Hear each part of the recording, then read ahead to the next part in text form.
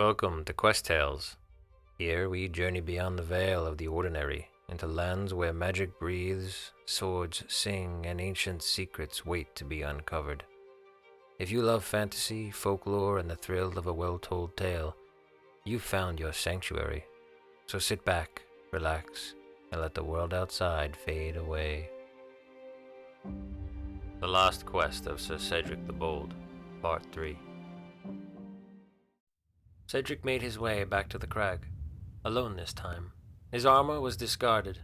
He wore only simple clothes, the sword at his side now a symbol of his past, not his future. The journey was longer this time, more deliberate, his every step filled with the weight of the truth he had carried. Tharagon was waiting for him, as if he'd known all along that Cedric would return. The dragon's eyes, once filled with caution, now held something softer, more understanding. "You have learned what you need to," Tharagon said, his voice like the rumble of distant thunder. "But you will face the consequences of your choices." "I will," Cedric said, his voice steady. "But it will be my choice, not a king's, not a kingdom's." Tharagon's golden eyes gleamed with something like approval. "Then you understand." "I understand that the true enemy was never you," Cedric said, his heart heavy but resolute. "The true enemy is the cycle of violence that we have created, and I will do what I can to end it." The dragon's wings unfurled, stretching wide as he rose into the sky, the storm clouds parting in his wake. For the first time, Cedric felt a sense of peace. He was not alone in his quest, and perhaps, just perhaps, there was a future for both man and dragon in this world. The battle was not over, but it had changed, and Cedric would stand against whatever came next. Not as a soldier, bound by duty, but as a man who had chosen to fight for something far greater than himself. The winds howled as Cedric stood at the edge of the crag, staring out over the vast expanse of the world that lay before him. The mountains stretched towards the heavens, their peaks dusted with snow, while the valley below was shrouded in mist. The sun was setting, casting an orange glow over the landscape, and the world felt strangely still, as if holding its breath. Behind him, the echoes of Elmsbridge were already fading. The kingdom had not forgotten its night, but it had made its choice. King Aldric would not bend, and Cedric's place in the royal court had been erased. Yet he did not mourn it. There was no sadness in his heart, only clarity. He had chosen his path, a path that led away from the throne, away from the war that had poisoned the land for so long. He had seen the truth, and now he would act on it, whatever the cost. The great shadow of Tharagon appeared in the sky, descending towards the crag with the grace of an ancient creature. The dragon landed softly, his massive wings folding as he touched the earth, his golden eyes flickering in the dying light. "You are ready," Tharagon said, his voice carrying the weight of centuries. Cedric nodded, his eyes meeting the dragon's. "I am. I know what I must do." The dragon regarded him with a deep, knowing gaze.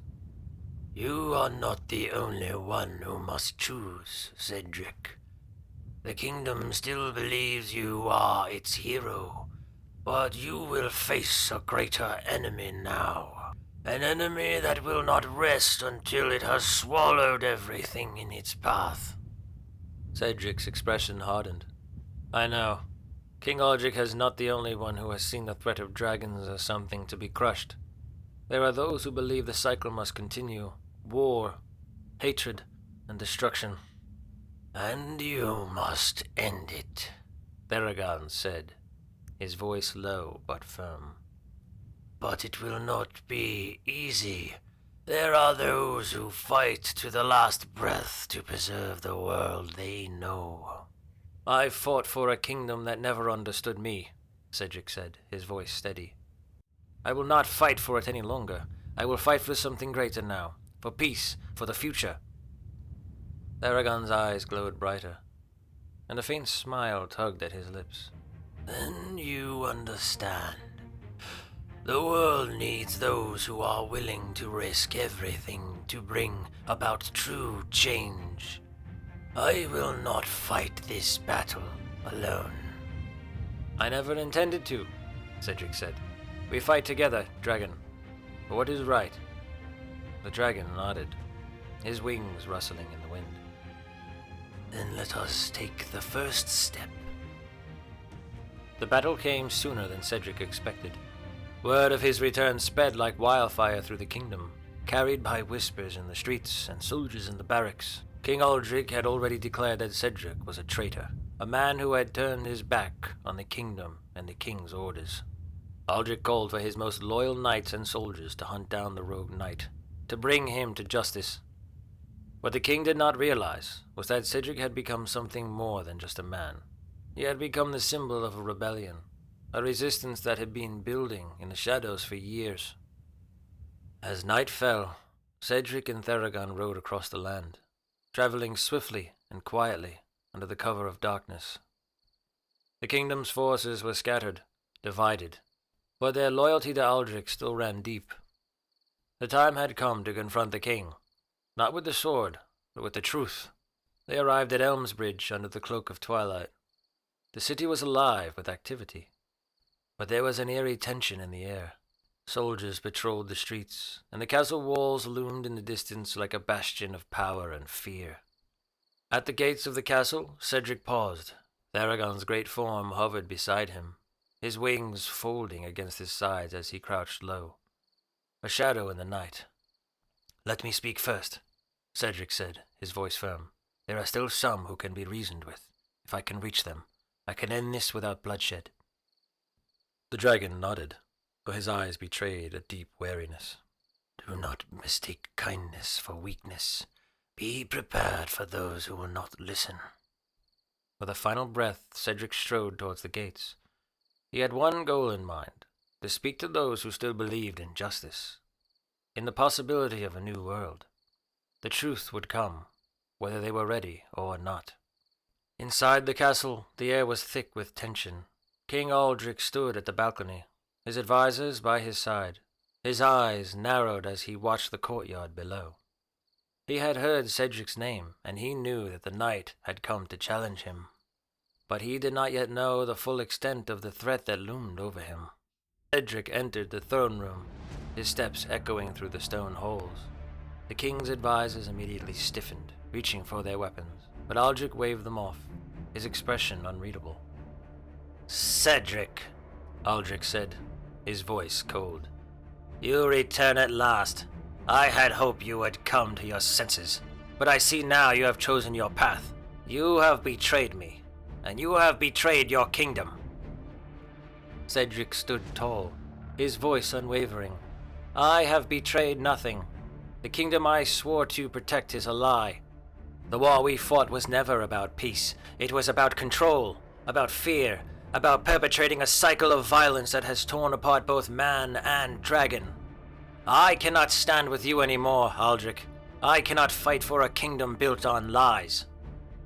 Aldrich's eyes darkened, his hand gripping the hilt of his sword. "You speak lies, but I speak of survival. We cannot allow the dragons to rise again. The kingdom needs us to remain strong, to keep them in check." "The kingdom needs something more than strength," Cedric said, his voice ringing with clarity. "It needs truth. It needs compassion, and it needs to stop fearing those who are different." The silence that followed was thick, heavy with the weight of Cedric's words. For a long moment it seemed as though Aldrich might respond in anger, or perhaps strike him down in fury. But then something in the king's eyes shifted, just for a moment, and Cedric saw a glimmer of something buried deep within him. Fear. The fear of losing control, of the very world he had built falling apart. "I won't let you destroy everything," Aldrich whispered, his voice shaking with a mixture of rage and sorrow. "You've already done that," Cedric replied softly. "But you still have a chance to make it right. You still have a chance to change." Before Aldrich could speak, A loud roar split the air, reverberating through the castle. The massive form of Tharagon emerged from the shadows, his wings unfurled and his eyes blazing with the fire of centuries. The sight of the dragon brought all the advisors to their knees in fear, but Cedric stood firm, undaunted. "The true battle is not one of strength," Cedric said, his gaze fixed on the king. "It is one of hearts and minds. It is a battle for the future, one that can only be won by those who are willing to let go of the past."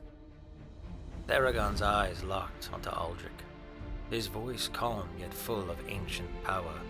"The war you fear will never end, unless you choose to end it.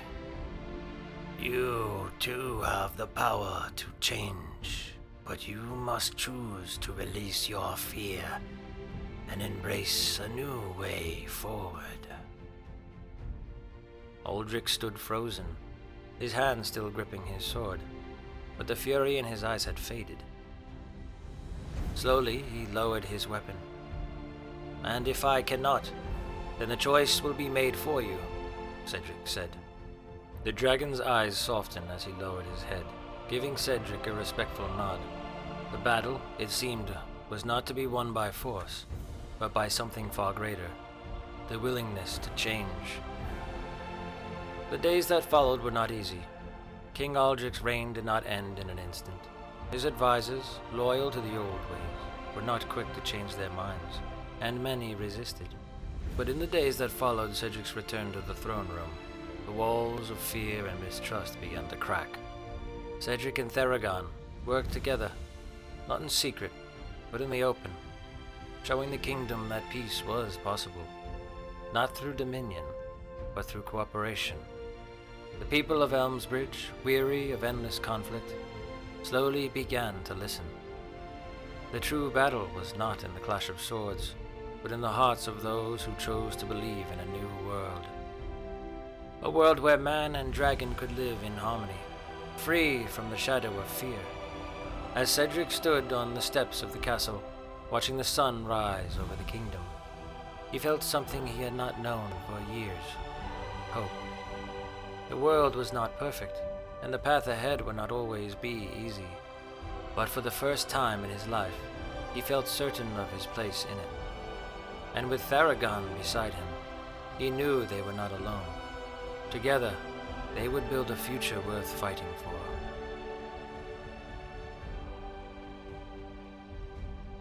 That's it for today's story. Thanks so much for listening. If you enjoyed this tale, go ahead and hit the like button. Don't forget to subscribe for more stories just like this one. Tap the bell so you never miss an upload, and if you have thoughts, theories, or just want to say hello, drop a comment below and I'd love to talk to you. Until next time, stay curious, stay brave, and keep exploring those forgotten places. See you in the next one.